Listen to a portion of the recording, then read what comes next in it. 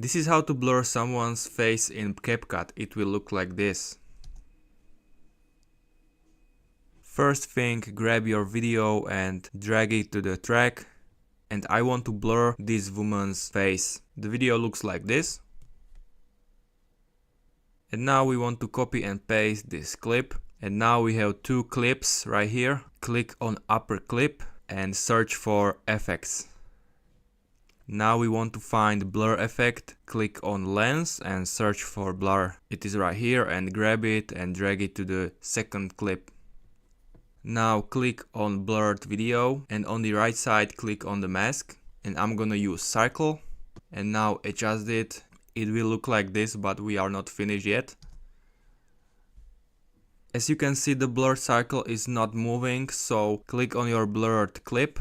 On the right side click on basic, and now click on the right side where is positioned on this little keyframe.